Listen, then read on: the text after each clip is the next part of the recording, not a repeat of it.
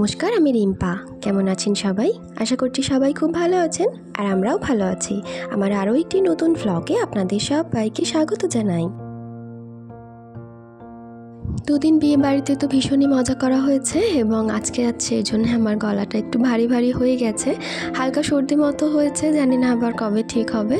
তো এই জন্যই ভয়েসটা কিন্তু একটু অন্যরকম শোনাতে পারে। আশা করছি আপনারা একটু অ্যাডজাস্ট করে নেবেন। সকালবেলা এখন প্রায় 11:30 মতো বেজে গেছে এবং সেই সময় বউ চলে এসেছে।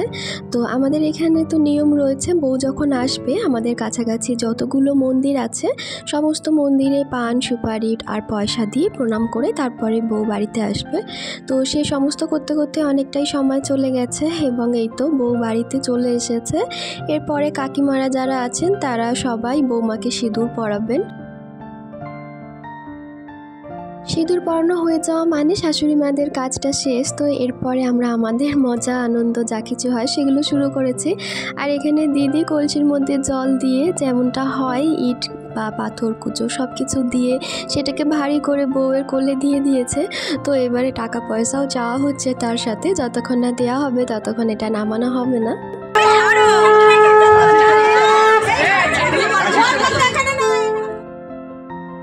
সেখানে খানিকটা যুদ্ধ করা হলেও তো যতটা চাওয়া হচ্ছে ততটা পাওয়া হয়নি, সেই জন্য এখানে আবারও খানিকটা গেট আটকানোর একটা ব্যাপার রয়েই গেছে। তো এই যে নতুন বউ এখন আলতার মধ্যে পা দিয়ে ঘরে ঢুকবে, তো এরপরে আবারও শুরু হয়ে যাবে হই হুল্লোড়।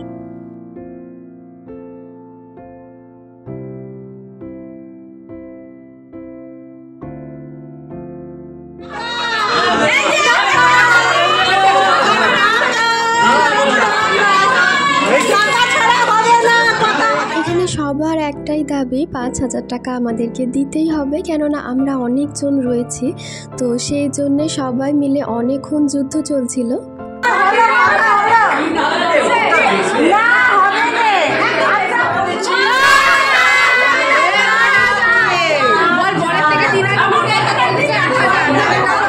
যেমনটা বাজারে দরদাম করা হয় তেমনটাই এখানেও চলছে। তো একটু করে জামাইবাবুরা বাড়াচ্ছে, আমরা একটু করে কমাচ্ছি। তো এরকম করে করে জিনিসটা একটা আয়ত্তের মধ্যে আনার চেষ্টা চলছে। আমরা 10,000 থেকে শুরু করেছিলাম আর জামাইবাবুরা 1,000 থেকে শুরু করেছে। তো সেখান থেকে সেটা নেমে নেমে 5,000 এবং 2,000-এ এসেছে। তো তারপরে আরও খানিকটা নামানো হয়েছে, সব সর্বশেষে 4,000-এ গিয়ে ডিল ডান হয়েছে।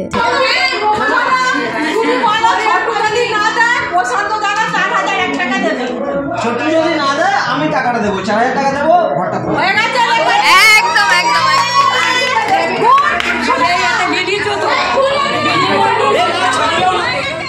এরপর এলো দুপুরবেলার খাবার পালা। এখনও খাওয়া দাওয়া তেমন হয়নি, আর বেলা তো বেলার মতো গড়িয়েই যাচ্ছে। আর তারপরে এই তো সবাই মিলে খেতেও বসে পড়েছি। আর কালকে যেরকম একটা মাছের লেজা নিয়েছিলাম আজকেও কিন্তু নিয়েছি। আর সত্যি বলতে বিয়ে বাড়িতে মাছের লেজটা খেতে আমার ভীষণ ভালো লাগে। আর আজকে হচ্ছে বৃষ্টি, আমার ননদ, আজকে তার জন্মদিনও রয়েছে।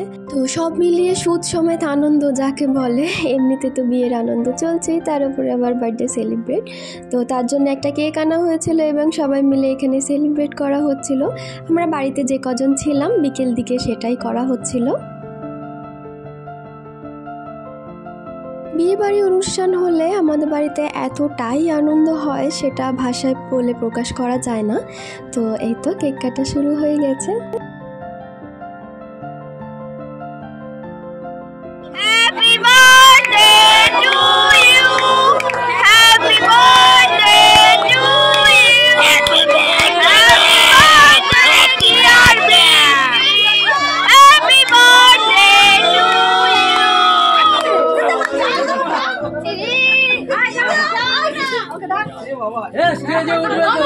স্টেজে ছিল ওটা ফাঁকা যাবে না।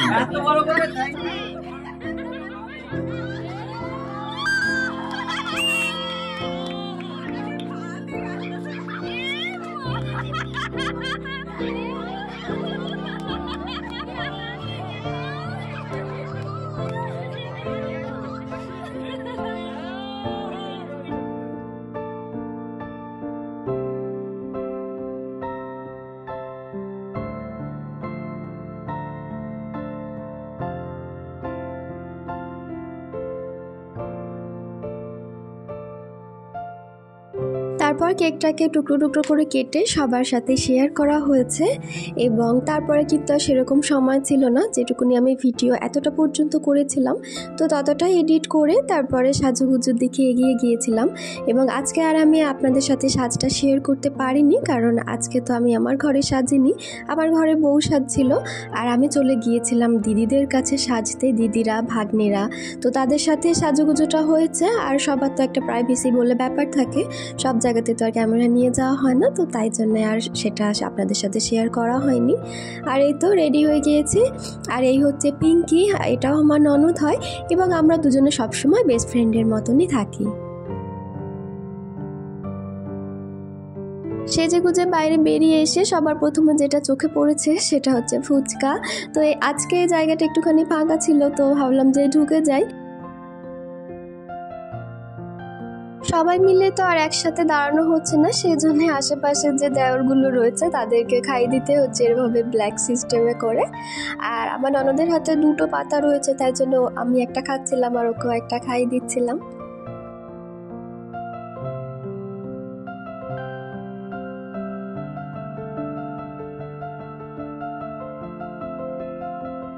এখানে বউয়ের কাছে দাঁড়িয়ে সবাই যে যে ছবি তুলছে আর আমরা এখানে ফুচকা খাচ্ছি, তো ভাবছি তারপরেই আমরা না হয় যাব।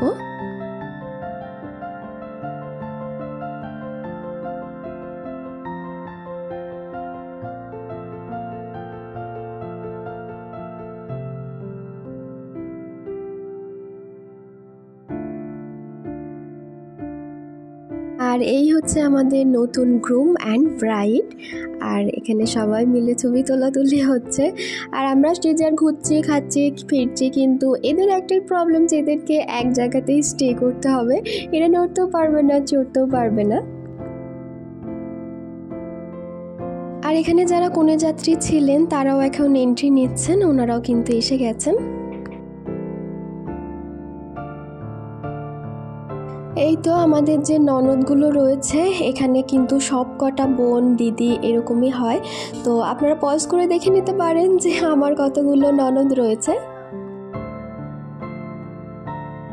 ননদদের পর এবারে ভাগ্নিদের পালা এবং তারপরে আমাদের জায়দেরও ছিল, তো সেই সময়টা আমি কাউকে পাইনি ভিডিও করার জন্যে, তো সেই জন্যে ভিডিওটা আর করা হয়নি।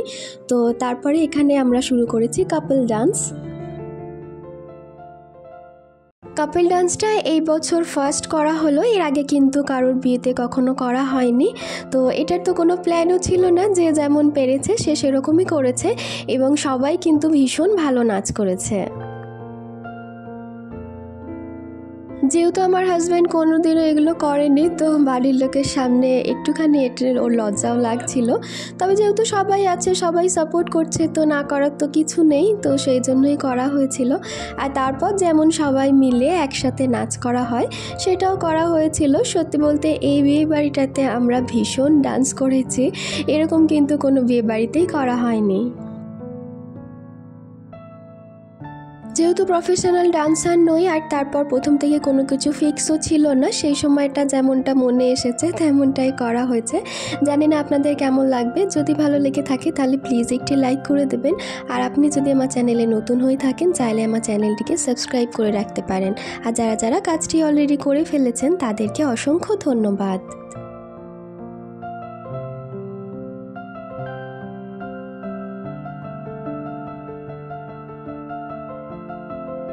সিচুয়েশনটা এমনই ছিল যে যে নাচতে জানে না সে পর্যন্ত নেচেছে, সবার মাঝে কোথাও না কোথাও যেন নিজেকে হারিয়ে ফেলতে হয়, তাই না?